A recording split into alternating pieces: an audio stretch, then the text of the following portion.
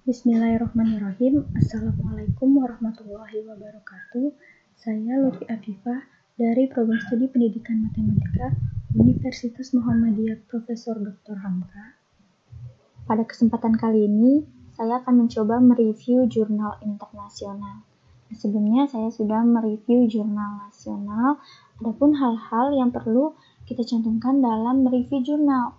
Pertama, judul, nama jurnal, volume dan halaman, tahun, penulis, reviewer, tanggal reviewer, latar belakang, kemudian tujuan penelitian, permasalahan, objek penelitian, subjek penelitian, metodologi penelitian, hasil penelitian, kelebihan, kekurangan.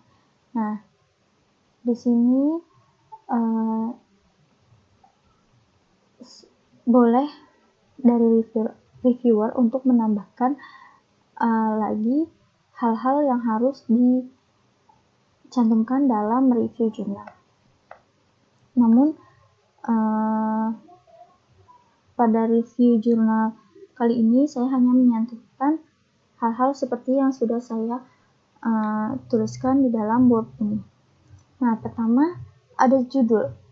Judul dari jurnal internasional yang akan saya bahas adalah The Relationship of the Dimensions of Perceived Teaching Style with Student Mathematics Achievement and Self-Efficacy. Nah, yang saya terjemahkan artinya itu hubungan dimensi gaya mengajar yang dirasakan dengan prestasi matematika siswa dan kemanjuran diri. Nah, berikut ini judul dari jurnal internasional. Kemudian terdapat di dalam jurnal pasti terdapat nama jurnalnya. Nama jurnal di sini tertera International Electronic Journal of Mathematics Education atau yang disingkat dengan IEJME. Nah, kemudian di sini ada volume, nomor, halaman, dan tahun jurnal. Nah, di sini volume 12, nomor 2, halaman 349 sampai 358 tahun 2017. Nah, saya juga sudah mencantumkannya di dalam lembar review jurnal saya. Kemudian jangan sampai terlewatkan juga yaitu nama penulis artikel tersebut. Nah, di sini nama penulis jurnalnya adalah Sadiq Sarafani, Afsane Marzieh, Hossein Jenabadi. Nah, dari Departemen Ilmu Pendidikan, Fakultas Ilmu Pendidikan dan Psikologi, Universitas Sistan dan Baluchistan, Zahedan, Iran.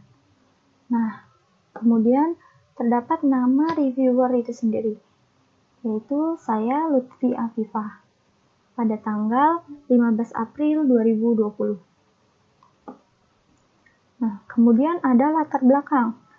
Latar belakang dari jurnal internasional ini saya dapatkan pada introduction, yaitu the low efficiency of teaching and learning practice limit the growth of human knowledge, scientific advance achieved due to the technology, and hundreds of other similar factors have led many research and specialists in the realm of education and training to attempt to reform and improve the performance of education system through creating some major changes in the traditional method of teaching and learning.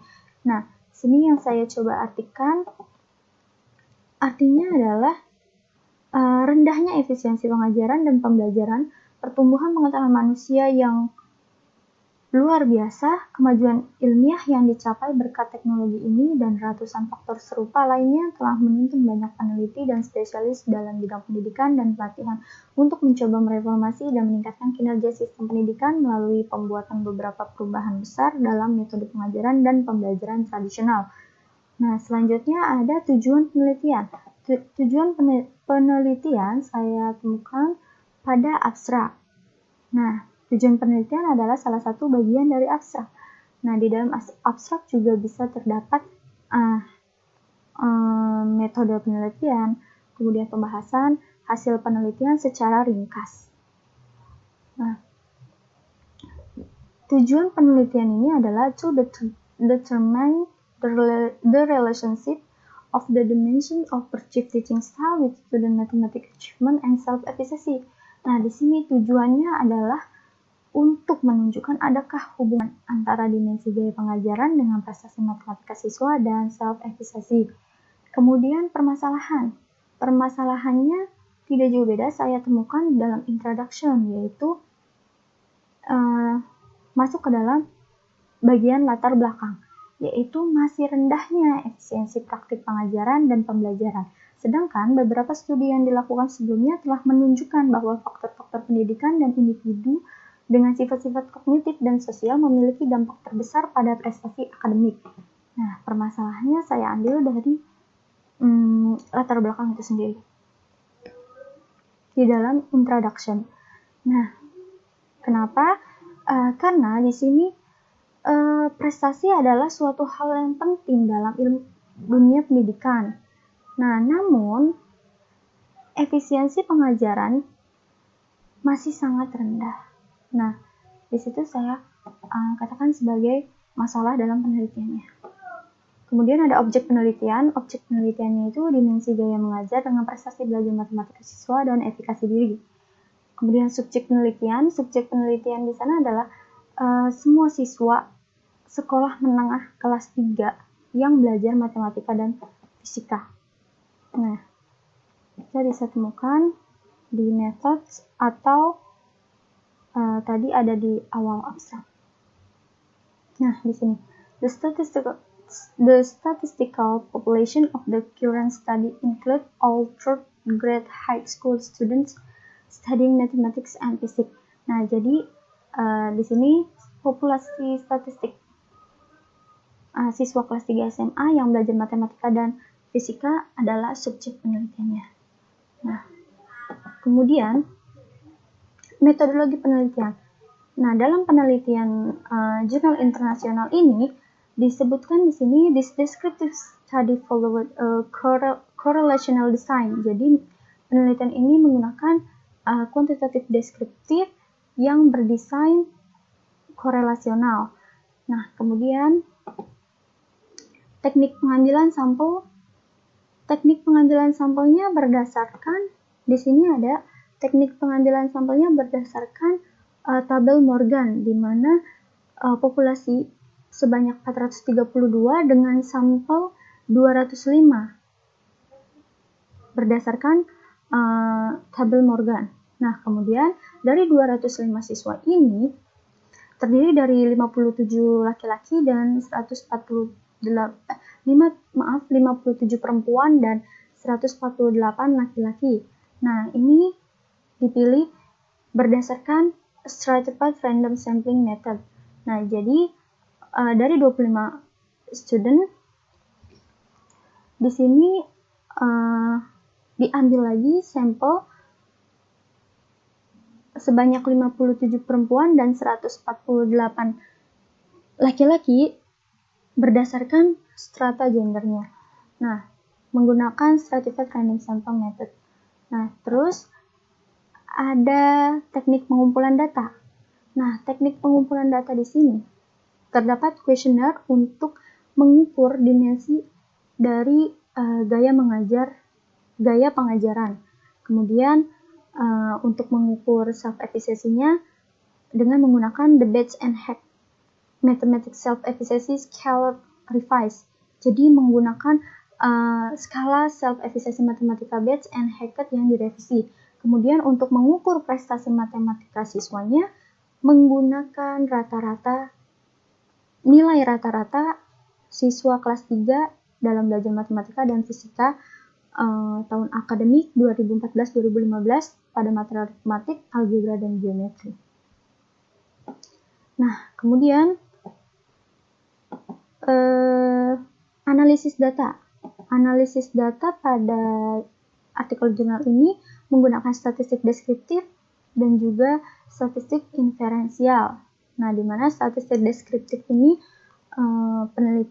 hasil penelitian disajikan dengan menggunakan tabel atau grafik atau diagram dan sebagainya. Kemudian untuk statistik inferensial, nah di sini artikel menggunakan koefisien korelasi Pearson, analisis regresi simultan, dan uji satu sampel untuk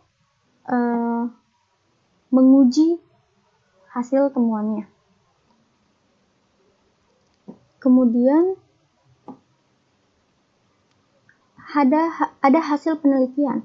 Nah, dengan menggunakan statistik inferensial ini diperoleh hasil penelitian yang menyebutkan bahwa dengan menggunakan regresi simultan, di sini menyebutkan bahwa antara gaya mengajar siswa dengan prestasi matematika terdapat hubungan. Kemudian dengan regresi simultan juga antara gaya mengajar dengan self-efficacy matematika terdapat hubungan. Nah, kemudian pada tabel 3 ini dengan menggunakan koefisien korelasi Pearson antara dimensi gaya mengajar dengan prestasi matematika terdapat hubungan juga. Nah, di sini dari yang saya ketahui gitu, kalau regresi simultan hanya untuk menguji apakah ada hubungan antara dimensi gaya mengajar dengan prestasi belajar dan self-efficacy, sedangkan dengan menggunakan koefisien korelasi Pearson, seberapa erat dimensi dari gaya mengajar dan gaya mengajar dilihat dari prestasi belajar matematika dan self-efficacy. Nah, kemudian menggunakan uji satu sampel. Nah, di sini juga uji satu sampel ini digunakan untuk mengetahui adakah perbedaan antara prestasi belajar matematika antara laki-laki dan perempuan. Kemudian pada tabel 6 uji satu sampel ini digunakan untuk mengukur adakah perbedaan antara self-efficacy perempuan dan juga laki-laki. Nah, hasil atau kesimpulan dari penelitian ini adalah hasil yang diperoleh menunjukkan bahwa dimensi gaya pengajaran yang dirasakan mampu memprediksi prestasi matematika siswa dan efikasi diri siswa. Selain itu, tidak ada perbedaan antara siswa laki-laki dan perempuan dalam prestasi belajar, namun terdapat perbedaan self-efficacy antara siswa laki-laki dan perempuan. Nah, di sini kita bisa lihat. Nah, dari uji satu sampel ini terdapat tidak ada perbedaan prestasi belajar matematika antara laki-laki dan perempuan. Nah, di sini. Therefore, it can be stated that the level of mathematics achievement in male and female students are same.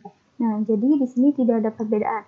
Sedangkan untuk self-efficacy antara laki-laki dan perempuan, siswa laki-laki dan siswa perempuan, di sini disebutkan hasilnya, therefore it can be stated that the level of mathematics self-efficacy in the male and female students are different, and the male student self-efficacy is higher than that of the female. Jadi di sini hasilnya adalah terdapat perbedaan antara self-efficacy siswa laki-laki dan siswa perempuan, dan self-efficacy siswa laki-laki lebih tinggi daripada self-efficacy yang dimiliki oleh perempuan. Nah, kemudian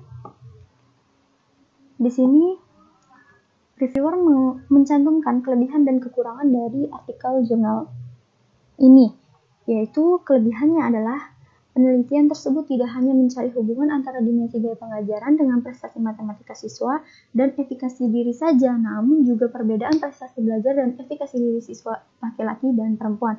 Nah, jadi selain mencari hubungan ada atau tidaknya dimensi gaya pengajaran dengan prestasi matematika dan efikasi diri, peneliti juga menguji adakah perbedaan prestasi belajar dan efikasi diri antara siswa laki-laki dan siswa perempuan. Nah, kemudian kelebihannya lagi adalah literatur yang digunakan itu sangat banyak sehingga dapat memperkuat penelitian tersebut. Nah, di sini kita bisa lihat literaturnya itu cukup banyak. Nah, dari daftar pustaka juga bisa kita lihat juga. Nah, kemudian adapun kekurangannya mungkin menurut saya di sini hanya terdapat tabel. Penyajian datanya hanya menggunakan tabel, tidak dengan grafik ataupun diagram. Kemudian yang kedua, pendahuluan terlalu singkat. Nah, namun keseluruhan dari artikel jurnal ini cukup baik dan menurut saya dapat dijadikan sebagai referensi bagi peneliti yang akan meneliti hal yang sama. Nah, sekian review jurnal internasional dari saya. Mohon maaf atas kekurangan atau salah. Terima kasih. Assalamualaikum warahmatullahi wabarakatuh.